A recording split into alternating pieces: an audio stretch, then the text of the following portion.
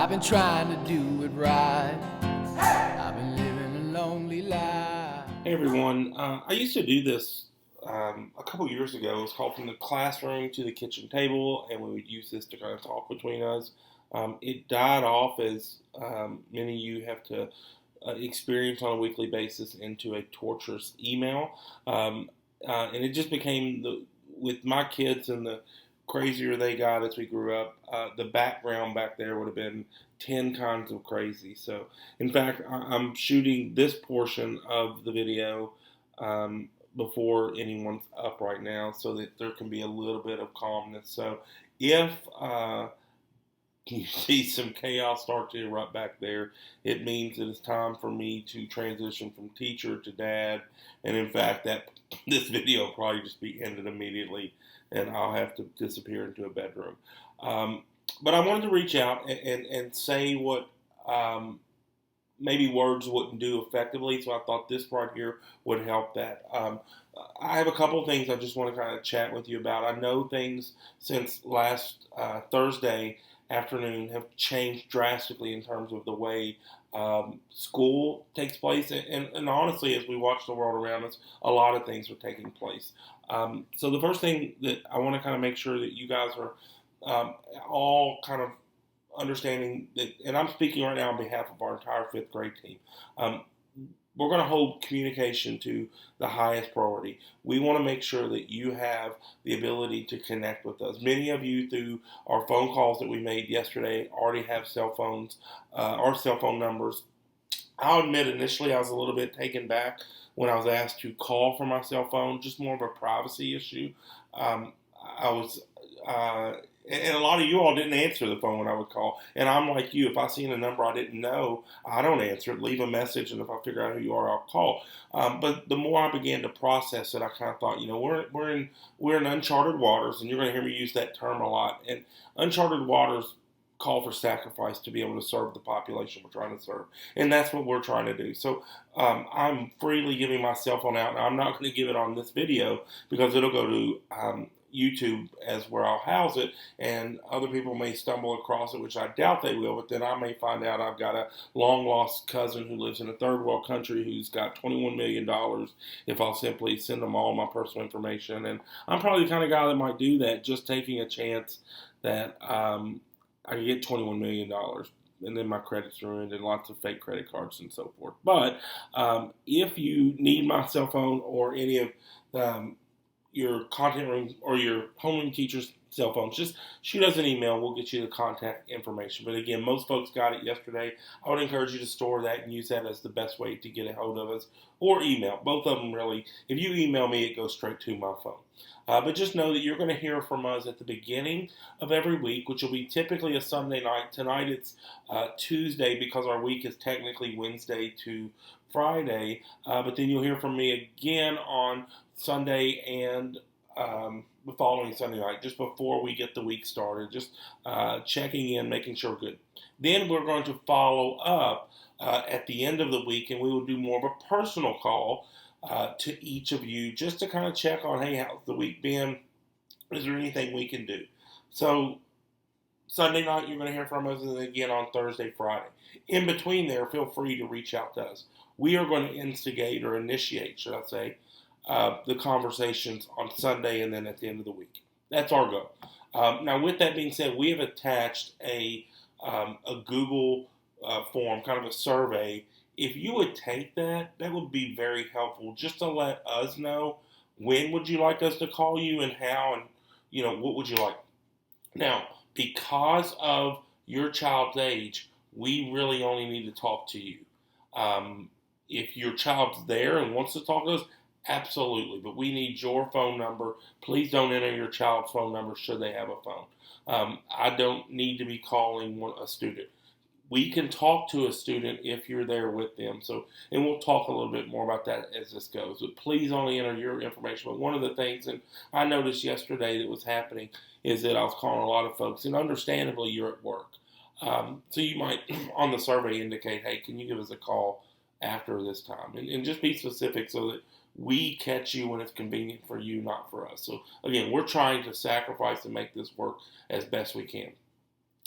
Second, with the work, you should have right now the NTI package 3, 4, and 5. That will begin tomorrow. And in that, just work through the packets as we've worked through the packets in the past. There's nothing changed on that. And then what you should be receiving, the distribution, to my understanding, starts tomorrow through the district level, and they'll be mailed. And we'll probably not probably, we will call you on Friday or so, just to make sure that you received everything, that you're all set to go for the weekend. I apologize about the amount of communication, but I think right now it's just important that we make sure that you have everything that you need in order to get this process going. Again, we're all kind of learning a new way of doing this. I tried to say it to a parent last night in the email, and I really messed it up when I reread it, but it's been a long 5 days for me, and I said it wrong, but it feels like we're building a car while driving it. That's what I feel like this whole process has been like. So things are changing as we go, and we're just trying to stay caught up, but I don't want anybody to feel that stress. I would really like it to stop with us and not spill over to you guys. So we'll work on that. One question that's been asked, not only by a few parents, but even by some of my colleagues and even administrators, is what does it look like with the work being turned in? I did the math, and between now and spring break, if we were when we come back after spring break, your child would be bringing me alone 1,100, well, not your child, but collectively, I would be collecting 1,100 math assignments and 400 writing assignments. That's me, what I would take. Miss Burns and Miss Bandy would collect roughly the same amount of reading, social studies, along with their portion of writing. That's overwhelming to me. So we're looking at solutions on that. So how can you get this to us sooner? At the district level, it's being discussed. We've yet to let that filter down to us. As soon as it does, let us communicate out to you, hey, here is what we would like if you're willing to. If you can't, don't stress, bring it when we come back. But there are some options we've already thrown out there. One option would be that to give you access to Google Classroom and have you just snap a picture and upload it. Please know this, if that happens, we don't have to print it. From Google Classroom, we're able to see it, we can score it, we can enter it into Infinite Campus, so we can do that. I know one of the things, and rightfully so, that has been mentioned by, again, several parents and several colleagues, is it just seems like we're wasting a lot of paper.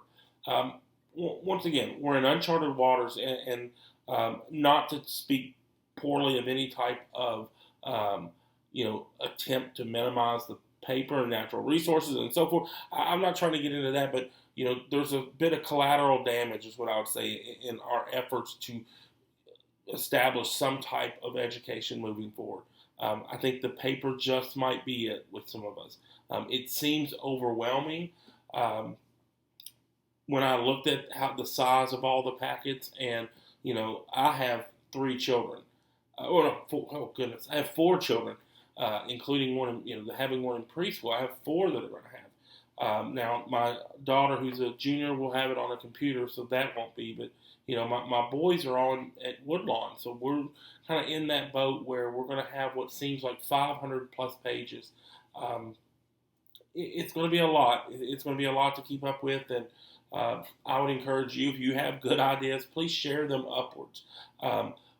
There's a lot to think about in a short amount of time for folks on our end of this.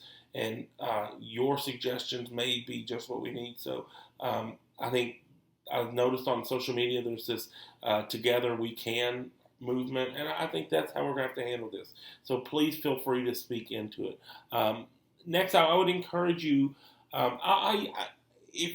if your child were talking about how I teach, they probably say he tells a lot of stories.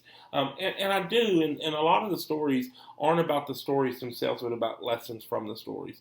It's more of a parable, I would say, is how I teach. And I once heard that, you can teach life lessons, or you can be patient enough to wait for life to teach you lessons. And the latter is the more impactful way, and anybody north of probably 30 in age really gets that because life has probably taught you a lesson or two. Maybe that's where we're at with this. One of the things that I've been talking to your child about for the better part of the school year is, and it may surprise you, it's not necessarily math, but it's been about the whole student. I'm invested in teaching math, but yes, I'm also widening to where I want to develop a whole student, and part of that is independence, and maybe this is an opportunity to learn that. Maybe with these packets that we learn, how to be independent, and as a parent, maybe you're able to pull back a little bit. I'm not encouraging you to not help them. I'm not saying we're not going to help, but maybe there are times where you say, hey, go push through the struggle. I can't tell you how many times I see students who, the moment a little bit of struggle hits in the classroom, the hand goes up. And there are times when I'm like, slow down. I want you to progressively struggle through this. Well, for the first time, myself or Miss Dean or any of the other teachers were not there to help physically. Now, I am here to help. I don't want to send the wrong message here. If you need my help, you pick up a phone, you call me, you let me know, let me help you. The last thing I want. But I think even momentarily, it's not a bad thing to let a child try to push through it and develop that independence, because next year, the principals and the teachers at the middle school, they'll continue to grow that independence. And as we're working, ultimately, I know you're not ready to think about this with the fifth grader, but ultimately, the goal is to crank out an adult out of this process. And obviously not this year, but that's, the eventual goal. And so maybe we use this life altering event, so to speak, into something that can just teach us a lesson. I know it's out of routine, but I definitely think there are redeemable aspects of that. Lastly, I just want to speak into, if there's anything you need. I understand that folks are jobs are being laid off. I understand there's a lot of things that are taking place that businesses have no control over, and so forth. But I do want to just kind of maybe encourage you, please reach out to Boyle County Schools if you have any type of needs. I know that the food service folks are working hard to make that a possibility, but at Woodlawn, Liz Welch would be a contact person, just to reach out to her if there's any type of resource or anything that you might need. Let us serve you in this time. But other than that, and I've gone way longer than I wanted to, shocking. Welcome to your child's world. What I try to do in 5 minutes, it took, like 12 and a half minutes. Ultimately, you're going to see this face a lot, and I apologize for that. We'll be in touch with you. We'll stay right there with you, step at a time. I know there are a few hanging questions. The work being probably number one right now is, how are we going to turn the work in? Give us a few days. We're going to let us come up with the best case scenario. I know that there's been several options tossed around, so that's the one thing I really wish I had clarity for you.